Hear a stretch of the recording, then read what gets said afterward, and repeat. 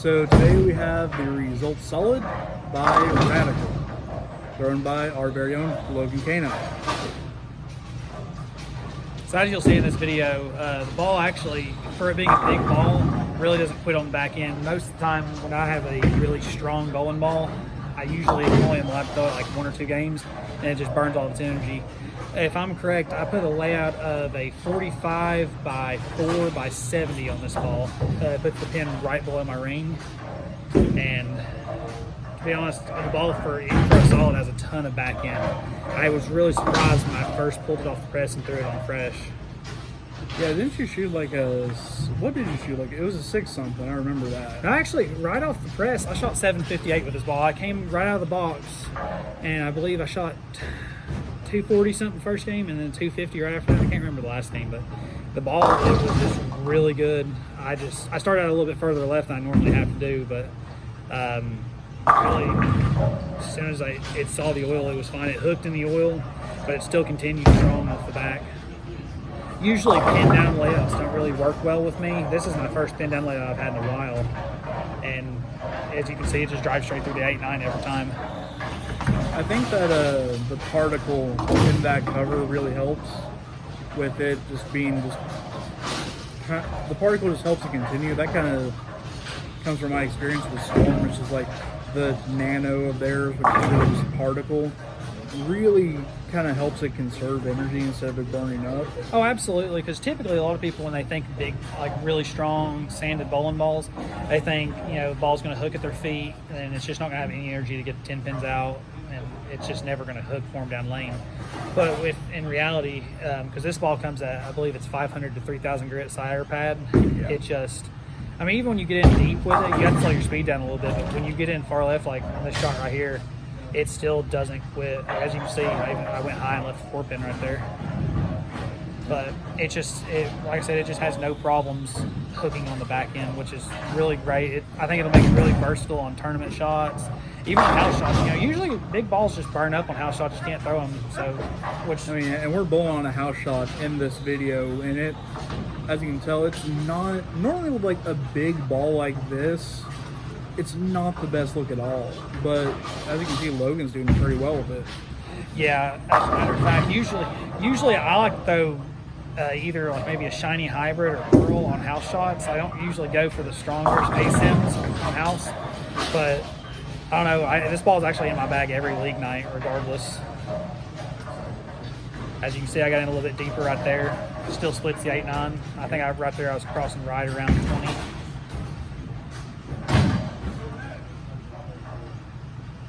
And you can see here, like he moved a little bit right off of that one. Just kind of played it straight up, and it just still went right through that 8-9.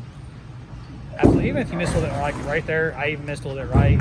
Granted, I rung a 10-pin, but I mean, it still makes it back to the pocket. So you're not going to leave like a stupid washout or anything like that. That's a great thing.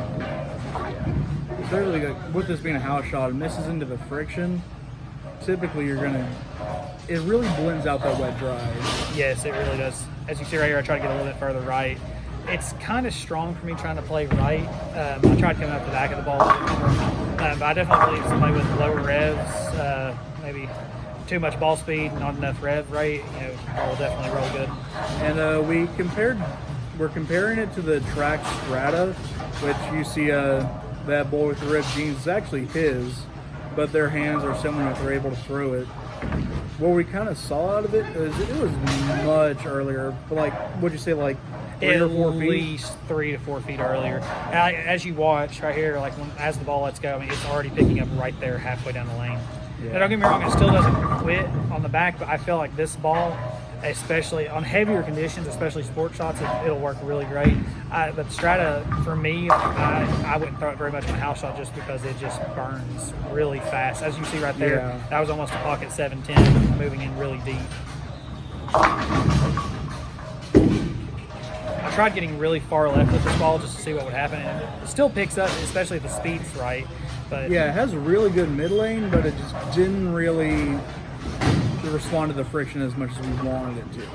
Here we're on the 42-foot doubles and singles pattern from Nationals last year. Don't judge the angle. We didn't really have the best setup going. Right here, I'm really trying to play the gutter trying to play right around 4 or 5, and actually had a really decent look at this ball right up the ditch. Yeah.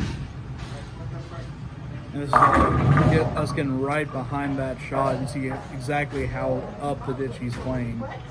And it still actually picks up pretty good up there, because as everybody knows, when you go to nationals, the pattern is always really flat. There's no room. Like, you miss 1-2 boards right, it's not coming back. You miss in, it's going straight through the face. So, but the result's solid. I highly recommend the ball for anybody as far as, high speed, high rev, low speed, low revs. The ball rolls great for everybody. I think it'll roll great for anybody, especially if you're going to tournaments a lot. Real good tournament ball, especially. Say if you had like that track Strata as your like first ball out of the bag. Once you kind of have developed friction and it starts kind of burning up a little bit or just reads a little too early, I think the results would actually probably be a good ball down from it. If you're still wanting that big hooking kind of reaction, just maybe like 2 boards right of it, but still has real good continuation off that friction. Absolutely. I actually took this ball and bowled on 47-foot Statue of Liberty a few weeks ago, and that pattern actually really on the outside is really light. But whenever I got real deep and tried to stay in the middle, it actually got through that mid lane really good, and it hooked still on the back to make it through the pins really nicely. And Cody, you've been kind of quiet. What do you think of the reaction that you saw?